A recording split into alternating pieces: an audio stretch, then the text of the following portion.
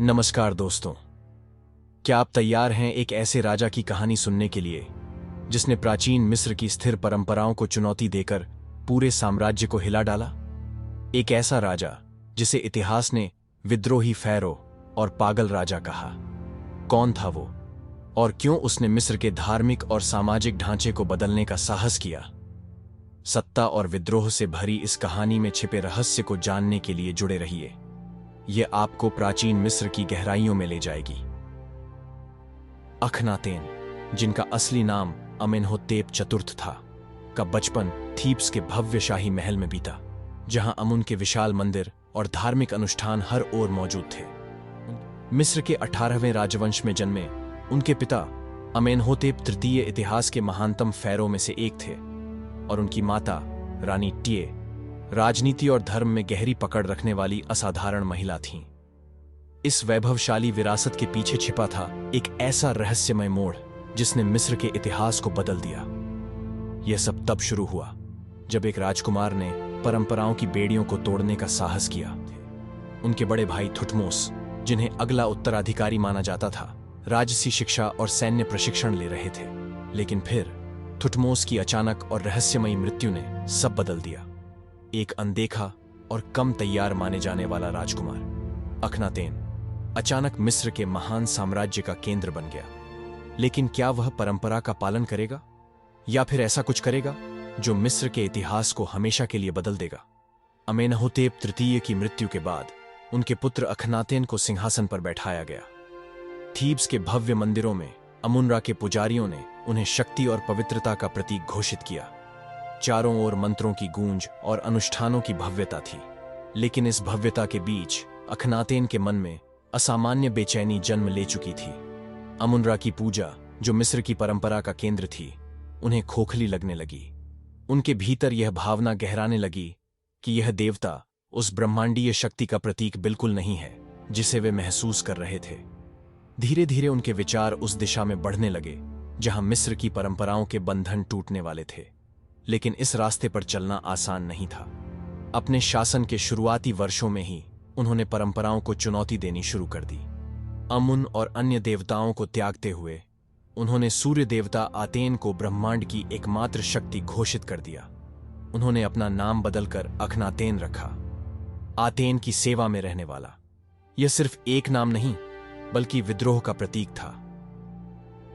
नेफरतीति सिर्फ एक रानी नहीं बल्कि अखनातेन की सबसे भरोसेमंद साथी और मिस्र की सबसे बड़ी धार्मिक क्रांति की सहनेता थी। वह अक्सर अखनातेन के साथ आतेन, सूर्य देवता, की पूजा में खड़ी दिखाई देती। एक ऐसा कदम जो मिस्र के पारंपरिक देवताओं के खिलाफ खुली बगावत था। 6 बेटियों की मां होने के बावजूद उनका कद और प्रभाव कभी कम नहीं हुआ। वह अखनातेन के हर फैसले में उनके साथ थीं। जब अखनातेन ने सिंहासन संभाला, अमुन, रा और ओसिरिस जैसे देवताओं की पूजा न केवल आस्था का केंद्र थी बल्कि पूरे सामाजिक और राजनीतिक ढांचे को संभाले हुए थी। इनमें से अमुन, देवताओं का राजा, सबसे प्रमुख था और कर्णक का भव्य मंदिर उसकी शक्ति का प्रतीक। लेकिन पर्दे के पीछे अमुन के पुजारी असाधारण संपत्ति और प्रभाव के साथ इतने ताकतवर हो चुके थे कि शाही सत्ता को चुनौती देने लगे। यह केवल धर्म का नहीं बल्कि सत्ता और नियंत्रण का संघर्ष था। अखनातेन ने महसूस किया कि अमुन के पुजारियों की बढ़ती ताकत मिस्र की शाही सत्ता को कमजोर कर रही थी। उन्होंने इस व्यवस्था को तोड़ने का फैसला किया। अखनातेन ने धीरे धीरे अमुन और अन्य देवताओं की पूजा को समाप्त करने के प्रयास शुरू किए। अखनातेन ने अपने शासनकाल के 5वें वर्ष में एक ऐसा निर्णय लिया जिसने मिस्र की धार्मिक संरचना को पूरी तरह से बदल दिया। उन्होंने सूर्य देवता आतेन की पूजा को मिस्र का आधिकारिक धर्म घोषित किया। अखनातेन का यह कदम मिस्र के समाज और राजनीति में एक बड़ा भूकंप साबित हुआ। पारंपरिक धर्म और सत्ता का संतुलन बिगड़ गया। अपने शासनकाल के 5वें वर्ष में अमेनहोतेप चतुर्थ ने अपने नाम को बदलकर अखनातेन कर लिया, जिसका अर्थ था सूर्य देवता की जीवित आत्मा। अपने नए नाम और विचारों के साथ अखनातेन ने धीरे धीरे पारंपरिक देवताओं की पूजा को हतोत्साहित करना शुरू किया।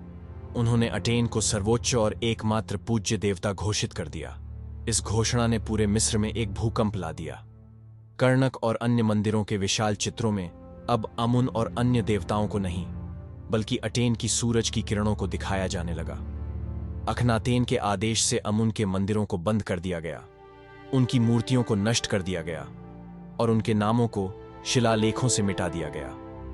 यह एक स्पष्ट संदेश था कि अमुन के पुजारियों की शक्ति अब समाप्त हो चुकी थी। अखनातेन ने पारंपरिक राजधानी थीब्स और मेम्फिस से दूरी बनाने की ठानी।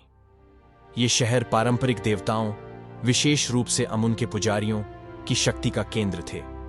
लेकिन अखनातेन, जिन्होंने अटेन को एकमात्र देवता के रूप में स्वीकार किया था, इन प्राचीन शक्तियों से स्वतंत्र एक नई राजधानी चाहते थे। उन्होंने मिस्र के बीचों बीच एक निर्जन क्षेत्र को चुना, जहां न तो किसी अन्य देवता का मंदिर था और न ही किसी पुराने धार्मिक पंथ का प्रभाव। जब अखनातेन ने घोषणा की कि वे इस नए शहर की स्थापना करेंगे, तो यह मिस्र के लोगों के लिए चौंकाने वाला था। एक ऐसे स्थान पर जहां केवल रेत और चट्टानें थीं, उन्होंने अपने धन और संसाधनों का उपयोग करके एक भव्य राजधानी का सपना देखा। हजारों मजदूर, कारीगर इस सपने को साकार करने के लिए जुट गए। यह शहर था अमरना। इस शहर का सबसे प्रमुख हिस्सा था अटेन का भव्य मंदिर। यह मंदिर बाकी मिस्री मंदिरों से पूरी तरह अलग था। पारंपरिक मंदिर बंद और अंधेरे होते थे, जहां केवल पुजारी और फैरो ही प्रवेश कर सकते थे। लेकिन अमरना के मंदिर खुले और विशाल थे। सबसे अनोखी बात यह थी कि इन मंदिरों में छतें नहीं थीं, ताकि सूर्य की किरणें सीधे पूजा करने वालों पर गिरे। अमरना केवल एक धार्मिक केंद्र नहीं था, बल्कि यह अखनातेन का व्यक्तिगत स्वर्ग भी था। उन्होंने यहां अपने परिवार के साथ रहना शुरू किया, खासकर अपनी रानी नेफरतीति और अपनी बेटियों के साथ। मिस्र के पारंपरिक धर्म में केवल फैरो को देवताओं का प्रतिनिधि माना जाता था, लेकिन अखनातेन ने इस परंपरा को नई ऊंचाई पर ले जाकर खुद को और नेफरतीति को सीधे पूजनीय घोषित कर दिया।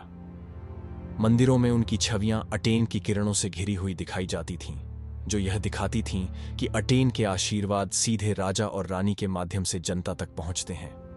अमुन के पुजारी और पारंपरिक अनुयायी इस क्रांति के खिलाफ थे, लेकिन अखनातेन ने अपने विचारों को लागू करने में कोई कसर नहीं छोड़ी। उन्होंने पारंपरिक मंदिरों को बंद करवा दिया और अमुन के नाम को शिलालेखों से मिटा दिया।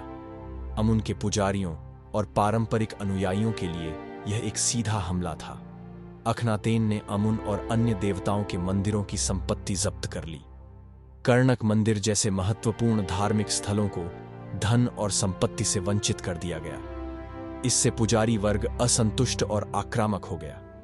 अमुन के पुजारी केवल धार्मिक व्यक्ति नहीं थे, वे एक शक्तिशाली वर्ग का प्रतिनिधित्व करते थे, जिनके पास धन, सैन्य समर्थन और सामाजिक प्रभाव था।